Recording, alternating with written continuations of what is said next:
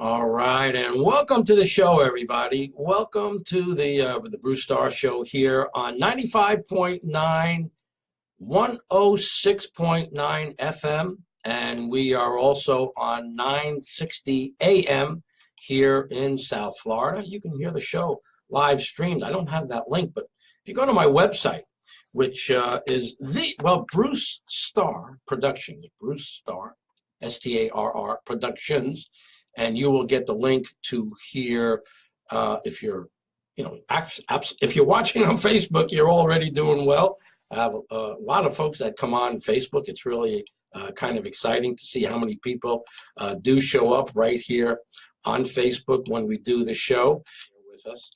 Marla Martinson is out in Los Angeles, and we had a show with her a few weeks ago, and she suggested that we have Zarathustra on the show tonight. And we are going to have Zarathustra. He's an incredible guy. I'll talk about him for just a minute, and then we'll talk a little bit more about the rest of the show. He's an internationally known spiritual teacher and fifth dimensional quantum healer. And he travels the globe sharing his deep knowledge of subjects. And maybe he's just the perfect person to have on the show to help us with this storm. So I want everybody to check out the Open Heart Movement website. A lot of information about past and future shows, including the show that we did with Marla Martinson.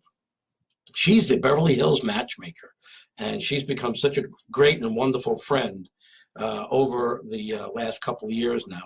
It's been just wonderful. All right, welcome back, everybody. Welcome back to the show. It's about 6:15 here on the 6:14 here on the East Coast and 3:14 on the West Coast, where our guest is here to spend some time with us. Zarathustra is an internationally known spiritual teacher and a fifth dimensional quantum healer. Now, I know a lot about this stuff, but I don't know what that is. And I know when I introduce my guest, when I'm done, we'll find out a lot more. He travels the globe sharing his deep knowledge on subjects such as third eye activation. And I wonder how many people even know about third eye, what the third eye is. Raise your hand if you know what the third eye is. Shamanic healing, psychic surgery, wow. And how to find your inner peace through raising your vibration to the fifth dimension. I know a little bit about that. I'm having you on the show, Zarathustra, so that you can tell me more. After years of seeking and visiting many spiritual masters and healings, Zarathustra had his own awakening and came to the realization that which we seek resides in our own hearts. It's not out there, folks. It's right here. He has created a unique blend of teaching from East and West and is able to transmit his understanding of the absolute to his audience. And I know he's going to do it right here and now. Welcome to the show, Zarathustra. We've spoken before, but we have not done a show before. So welcome to the show. Know that everything is made of energy. You know that, I know that. Everybody knows everything is made of energy. Our thoughts are energy. Our bodies are energy. And of course, the weather is indeed energy. And can you, from your point of view, explain, hello, Brandy, welcome, and Robin, welcome. Explain from your point of view the energy of a hurricane. Appears to be as hard matter, but it's not. So this is a planet of energy, and its energy is continuously shifting from one place to another, and it's in a form of movements.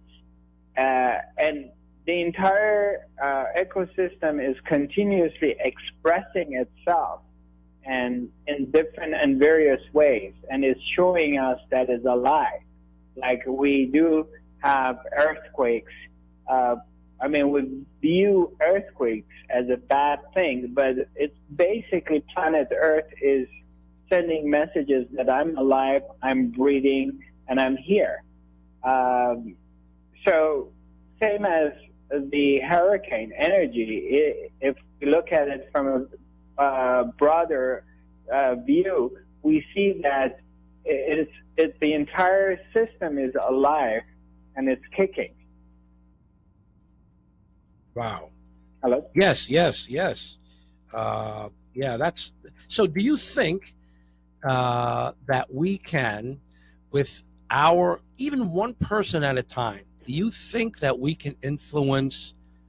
And I know it's not one person because I know there's a lot of healers here in South Florida that are working. Can we influence the path of a storm? I believe that it's possible, but I also feel that the way to do it is not through positive visualization or any kind of thinking. It could be it's possible to do it through actually not thinking, through Ah, through a quiet mind. And if we are capable of going into silence and go beyond our thinking mind into stillness, this point within ourselves that is very quiet and there's no movement, and we connect to this place. And as a result of that, we become like a column, which this, let's say it's a column made out of bricks or cement and is not moving regardless of what kind of storm is passing through. So that's what I believe that is possible to do, is if there is enough people able to go into a silent place within themselves, it will create an energy vortex that protects the area that the hurricane is coming through, or will have the power of changing the course of it. okay. Thank you for that. I appreciate that. I think I have a little bit of an understanding about energy, and I love to hear other people's thoughts and feelings about that as well. I have a guest here.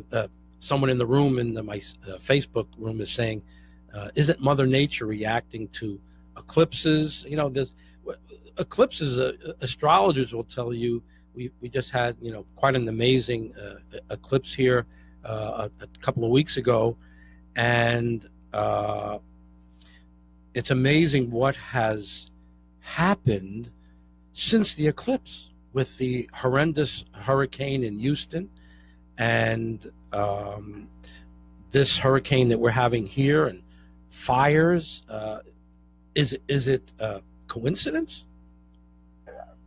I think the way to look at it is like we have had this ever since all these kind of natural nature phenomena that do happen. And I mean, we can put it in this way of whether it's a coincidence or it's a synchronicity.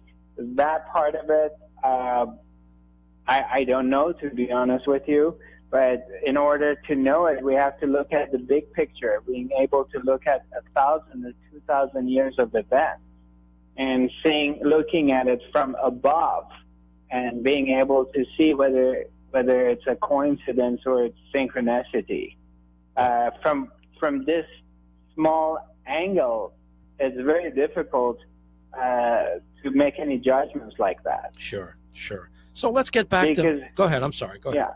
Go ahead. No, because basically, as a human being, our experience is so limited. We can't see the big picture. Like, for example, if I look at my life, or somebody lived for 70 years, and then we're just looking at their life. And then maybe people believe in past lives or karma, reincarnation, and so somebody had some events happen in their lives, and they say, "Oh, this is because of their past life or whatever." But the thing is, we don't get to see the whole picture. We only get to see a part of it, and in order to really know what is going on, you have to have the ability and have access to the memory of thousands of years, not just one lifetime. And so. Go ahead. Do you think that working with the third eye, which not a lot of people understand that? I know people, they work with the chakras and they understand there's a third eye. There's a throat and the heart, and I think enough people understand and know about the chakras and the third eye, but how does the third eye work? How can it work in our everyday lives, and what can we do to become, because I believe that helps us become a bit more intuitive as well. Absolutely. When people in general in this spiritual realm, that a lot of people come to me and they're asking me to help them open up their third eye because it's one of my specialties. And they're generally assuming if their third eye opens up, they're going to be doing some astral body travel, or they're going to have encounters with out of space beings or trans-dimensional beings, or they will be developing extraordinary powers.